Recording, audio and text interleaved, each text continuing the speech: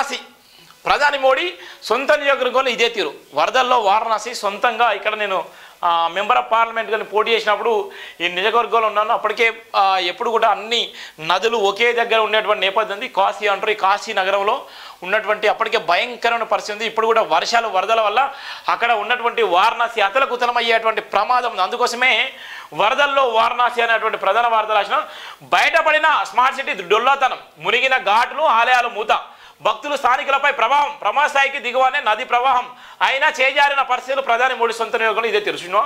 అక్కడ ఉన్నటువంటి ఘాట్లు మొత్తం నీట మునిగినాయి. అక్కడ ఉన్నటువంటి ఏదైతే దేవాలయాలు మందిరాలు ఉన్నాయో భయంకరమైనటువంటి మందిరాలు, భయంకరమైనటువంటి ఆలయాలు, అక్కడ ఉన్నటువంటి ఘాట్లు కూడా మునిగిపోయినాయి. మరి ఏ దేవుడు వచ్చి కాపాడుతాడు? ఎవరు వచ్చి కాపాడలే? సొంత నియోజకవర్గం, మోడీ ప్రాతినిధ్యం వహించేటువంటి సొంత నియోజకవర్గంలో ఇంత భయంకరమైనటువంటి నేపథ్యం ఉంది. ఎక్కడికక్కడ మొత్తం నీట మునిగినాయి. ఈ ప్రమాదం ఎంత భయంకరంగా ఉందో చూడాల్సిన నేపథ్యం ఉంది. మరి అక్కడ దేవుడే ఉంటే నిజంగా కాపాడాలి కదా, అక్కడ దేవుడు ఉంటే రక్షించాలి కదా. మరి దేవుడే ఉన్నటువంటి నేపథ్యంలో ఈ ప్రపంచానికి దేశానికి ఆదర్శంగా ఉన్నటువంటి దేశ ప్రధాని సొంత నియోజకవర్గంలో ఇంత భయంకరమైన పరిస్థితి ఉంటే మరి ఎవ్వరు కూడా మాట్లాడని పరిస్థితులు ఉన్నారు. అక్కడ ఉన్నటువంటి బిక్కుబిక్కుమంటూ ఎందరో అక్కడ అరిచేతుల ప్రాణం పెట్టుకున్న నేపథ్యం ఉంది వారణాసిలో. ప్రధాని మోడీ సొంత నియోజకవర్గం వారణాసి స్మార్ట్ సిటీని పనితీరును గంగా నది బయటపెట్టింది. ప్రమాదకర స్థాయి కంటే తక్కువగానే నది ప్రవహించిన వరదల నగరం ప్రభావితమైంది. అక్కడ ఆలయాలు మూతపడ్డాయి.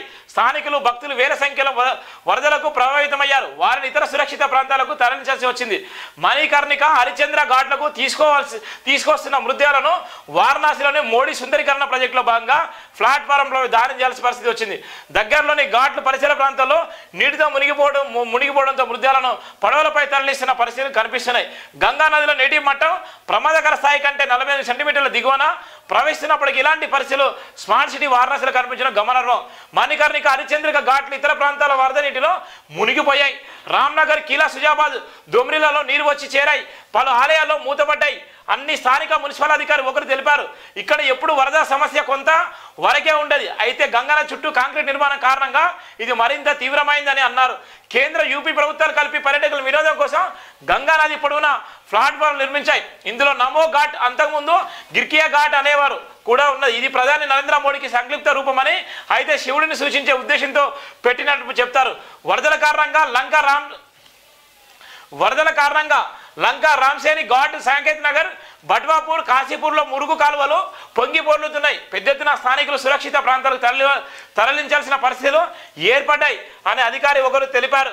వారణాసి పట్టణంలో దాదాపు 4461 మంది వరదల కారణంగా ప్రభావితమయ్యారని జిల్లా మేజిస్ట్రేట్ ఎస్ రాజలింగం అన్నారు. బాధిత ప్రజలను రక్షించడానికి 22 పడవలను మోహరించాం. పోలీసులు కూడా రంగులు దిగారు. జిల్లాలో 14 సహాయక శిబిరాలు 229 కుటుంబాలు నివసిస్తున్నాయి అని చెప్పారు. నది ప్రవాహాల నిర్మాణ సామగ్రిని నదిలో పడేయటం, పాత మురుగు కాలువలను రక్షించకుండా ఇటీవల కాలంలో ఘాట్లు పుట్టుదల వంటి వరదల కారణమని నది శాస్త్రవేత్త సౌరభ్ సింగ్ తెలిపారు. తిరిగి వస్తున్న రుతుపవనాల సంక్షోభాన్ని మరింత పెంచాయని చెప్పారు. వారణాసిలో గంగలో 100 టన్నుల చెత్తను ప్రభుత్వ సంస్థలు, ప్రైవేట్ బిల్డర్లు డంపు చేశారు. దీంతో నదిలో నీటి నిల్వ సామర్థ్యం తగ్గి నివాస ప్రాంతాల్లోకి పొంగిపోలుతుంది. అక్రమాలు ఎక్కువగానే ఉన్నాయి. కొన్ని దశాబ్దాల తర్వాత పరిస్థితి చేయి దాటిపోతుంది. నది అదృశ్యమై చిన్నపాటి వర్షాలకు వారణాసి మొత్తం మునిగిపోయిన ఆశ్చర్యపోవడం లేదని ఆయన ఆందోళన వ్యక్తం చేసిన నేపథ్యం ఉంటుంది. ఇది దేశ ప్రధాని ప్రాతినిధ్యం వహించేటువంటి వారణాసిలో ఎంత భయంకరంగా ఉందో, వారణాసిలో భయంకరమైన నేపథ్యం ఉంది. వారణాసిలో ఇవాళ గొప్పలు చెప్పేటువంటి బీజేపీ నాయకులు, గొప్పలు చెప్పేటువంటి దేశ ప్రధాని, గొప్పలు చెప్పేటువంటి బీజేపీ నాయకులు మరి ఎక్కడ పోయింది? నీ సొంత నియోజకవర్గంలో ఏ విధంగా ఉందో చూడు. నీ సొంత నియోజకవర్గంలో నువ్వు అక్కడ ప్రాతినిధ్యం వహించేటువంటి సొంత నియోజకవర్గంలో ఎంత భయంకరంగా ఉందో చూడండి. అక్కడ ఉన్నటువంటి ప్రజలను ఫస్ట్ కాపాడు, తర్వాత 140 కోట్ల మంది ప్రజలను నువ్వు కాపాడు మోడీ అని సవాల్ వేసే నేపథ్యం కూడా ఉంది. ఇది జైబీన్ దినపత్రికలో ఉండే ప్రధాన వార్త.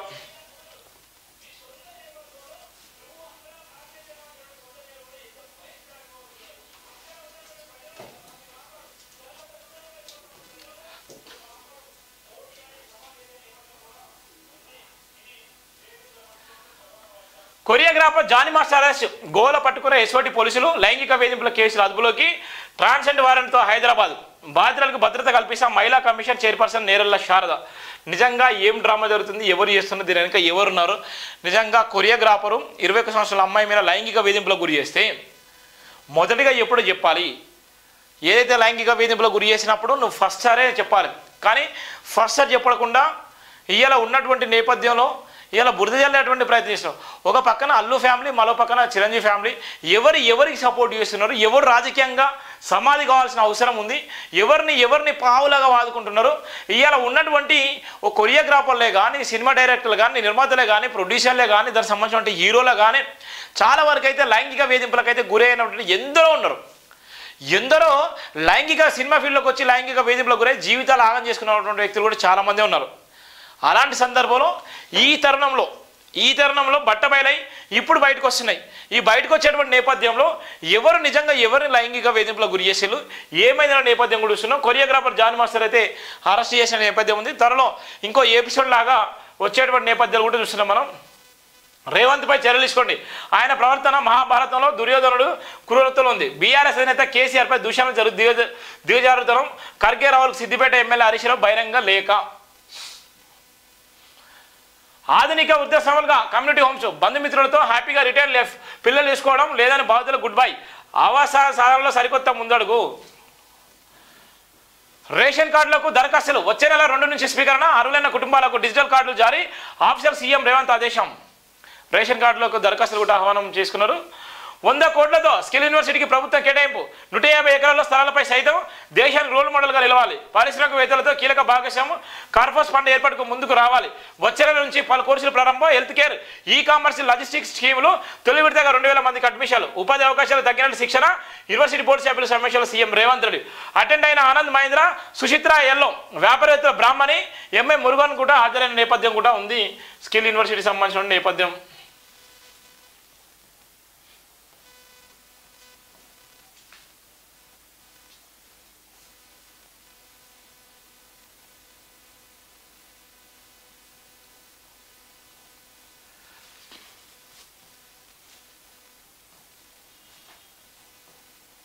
Future fourth city trending. Big brothers బెదిరింపులు.